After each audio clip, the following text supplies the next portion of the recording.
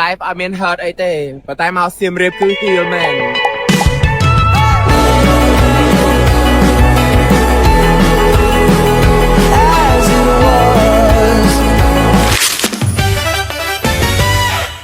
ស្ដីស៊ីស្ដួលអ្នកនរគ្នាសូមស្វាគមន៍មកកាន់ដំណើរកំសាន្តទៅសៀមរាបនិយាយទៅវាគឺជាបទពិសោធន៍ថ្មីរបស់ក្រុមការងារទំនើងមួយក្រុមធ្លាប់បានជិះឡានក្រុងគេងយប់ទៅសៀមរាបអីចឹងឥឡូវបានជិះឲ្យឡើងរំភើបអញ្ចឹងក្រោយពីគេងនៅលើឡានក្រុងអស់រយៈពេល5ម៉ោងមកឥឡូវហ្នឹងគឺពួកយើងបានមកដល់សៀមរាបហើយពួកយើងត្រូវធ្វើដំណើរទៅអូតែដើម្បីយកអាវទៅទុកហើយនឹងរៀបចំខ្លួនទៅមើលថ្ងៃរះអីមកលក់អាវជូរសោះនិយាយលេបងប្អូនមកតាក្នុងវីដេអូដូចលក់មែនតាតែសាច់រឿងគឺថាដែរ check in មុនមក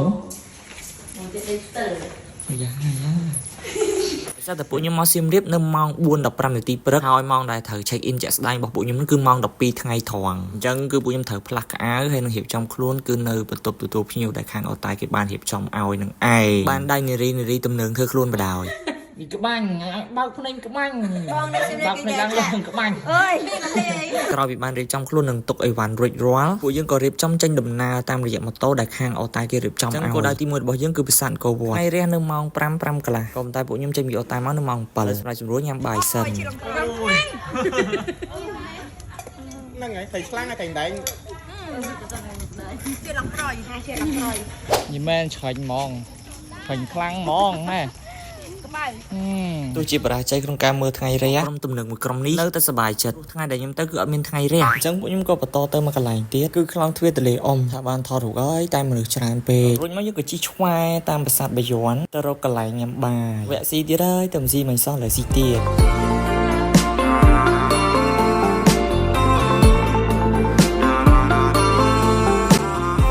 កុំខ្លាចវីដេអូវែងពេកទេក្នុងទេសភាពស្អាតៗឲ្យមើលឲ្យច្រើនហ្មងឥឡូវយើងមកដល់ភូមិព្រះដាក់ហើយចង់និយាយថាអ្នកមើលហ្នឹងចង់ទៅបាយនៅភូមិព្រះដាក់ដែរអត់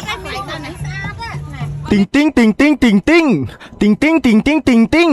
ទីងទីងទីងទីងទីងទីងយើងរាំទៅមុខមើលហើយ share វីដេអូហ្នឹងខ្ញុំជឿថាបានទៅហ្មងបន្ទាប់ពីចេញពីភូមិព្រះដាក់យើងក៏ថាត្រឡប់ទៅអូតែវិញដើម្បី check in តែពួកយើងត្រូវជិះម៉ូតូទាំងភ្លៀងមានអីសុបាយម្យ៉ាងដែរតាក្រោយពីជិះម៉ូតូ5ភ្លៀងឥឡូវពួកយើងមកដល់អូតែហើយតបមកពួកយើងធ្វើការ plus សម្លៀកបំពាក់រួចរងចាំឲ្យមេឃរាំងដើម្បីទៅភ្នំបាក់ខែងមើលថ្ងៃលិចតែជាអកុសលគឺថាថ្ងៃលិចក៏យើងអត់បានមើលដែរព្រោះថាភ្លៀងគឺអត់រាំងសោះតែម្ដងមកខាត់ពេលវេលាយូរក្រុមទំនើងមួយក្រុមនេះបានដើរទៅរក AC ទៀតហើយតែមកវីដេអូហ្នឹងគឺស៊ីរហូត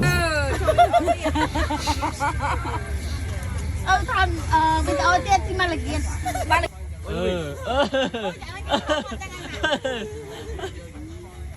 มาดิตา